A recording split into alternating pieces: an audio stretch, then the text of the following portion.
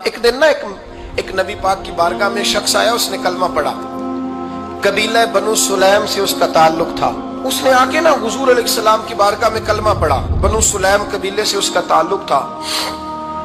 نبی کریم علیہ السلام نے اس سے اس کی مالی حالت پوچھی تو اس کہنے لگا, یا رسول اللہ صلی اللہ علیہ وسلم, میرے قبیلے میں 3000 لوگ ہیں اور سب سے غریب میں ہی ہوں. نبی کریم صلی اللہ تعالی علیہ وسلم نے فرمایا اس کی مدد کرو بھائی.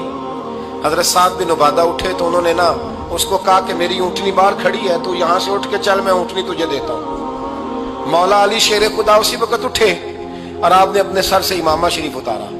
فرمایا میں نے کل ہی خریدا ہے, یہ میں تمہیں تحفے میں دیتا ہوں. حضور نے نا حضرت سلمان فارسی کی ڈیوٹی لگائی. فرمایا اسے سواری بھی مل گئی, کپڑے بھی مل گئے, اس کے کھانے کا بندوبست کر, پتہ کر کس گھر میں کھانا ہے تو لا. حضرت سلمان فارسی کہتے ہیں میں گلی میں نکلا تو پہلی نظر میری سیدہ فاطمہ کے دروازے پہ پڑی. میں نے دستک دی, سیدہ فاطمہ اندر سے بولی کون ہے؟ میں نے کہا میں غلام سلمان فارسی.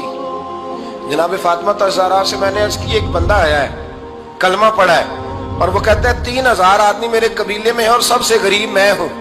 تو اماں جی اس کو مولا علی نے امامہ دے دیا ہے اور حضرت سعد بن عبادہ رضی اللہ تعالیٰ عنہ نے اونٹنی دے دی ہے.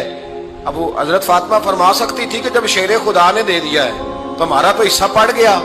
تو فرمانے لگی بھئی میرے ساتھ کیا مطالبہ ہے بتاؤ, جلدی کرو. کہا کھانا نہیں کھایا اس نے. تو آپ فرمانے لگی کھانا دیتے ہیں. حضرت سلمان فارسی کہنے لگے اماں جی کھانے میں کیا ہے؟ تو کہنے لگی کچھ بھی نہیں, 3 دن ہو گئے حسن حسین نے روٹی نہیں کھائی, پر بڑا کچھ ہے میں دیتی ہوں. کہتے میں سوچ میں پڑ گیا کہ انہوں نے 3 دن سے نہیں کھایا, پھر بھی بڑا کچھ ہے. کہا بچوں نے 3 دن سے روٹی نہیں کھائی پر سلمان بڑا دیا ہے میرے اللہ نے, بڑا کچھ ہے. تو کہا اماں جی پھر کرنا کیا ہے؟ فرمایا تو ٹھہر تھا میں بتاتی ہوں. ایک کمبل پڑا تھا, بسترا سمجھ لیں, موٹا اوڑھنے کا, کھدر کا. حضرت فاطمہ جلدی سے لائی. فرمانے لگے یہ پکڑو اور دیر نہ کرنا. یہ ہماری گلی کے کونے پہ نا 2-4 گھر چھوڑ کے تو ایک یہودی ہے, اس کا نام شمعون ہے. وہ اس طرح کی چیزیں گروی رکھ کے یا خرید کے نا تو پیسے بھی دے دیتا ہے, جوں بھی دے دیتا ہے, گندم بھی دے دیتا ہے, سرکہ اور کھجوریں بھی. اسے دے آ اور وہ جو سامان دینا وہ میرے پاس لا اور لا کے مجھے دے تاکہ میں جلدی سے اس آدمی کے لیے بندوبست کروں. پتہ نہیں بیچارہ کتنے دنوں کا بھوکا ہے, پتہ نہیں بیچارہ کتنے, اپنے بچوں نے 3 دن سے روٹی نہیں کھائی, لا نہ ذرا. حضرت سلمان فارسی کہتے ہیں میں نے تھوڑا توقف کیا کہ میں آپ کا بستر لے جاؤں, یہ کمبل لے جاؤں. تو فرمانے لگی حکم ہے میرا, وہ جانا پڑے گا.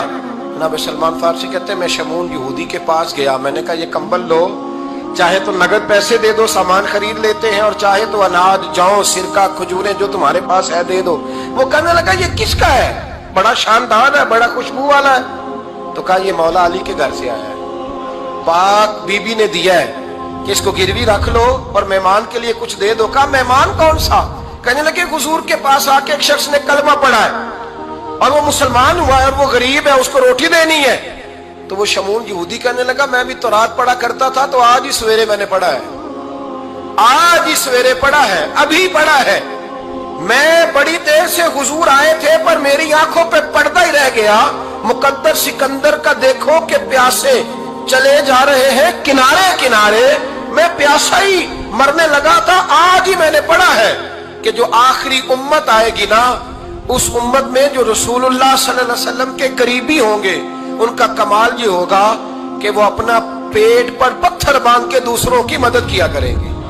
یہ میں نے آج ہی پڑھا ہے اور ابھی تو نے مجھے اس کا نظارہ کرا دیا ہے. کہنے لگا یہ چادر بھی لے جا, جوں بھی لے جا, سرکہ بھی لے جا, آٹا بھی لے جا, کھانا بھی لے جا, اور اس طرح کر کے میرے پاس سے نگد بھی لے جا.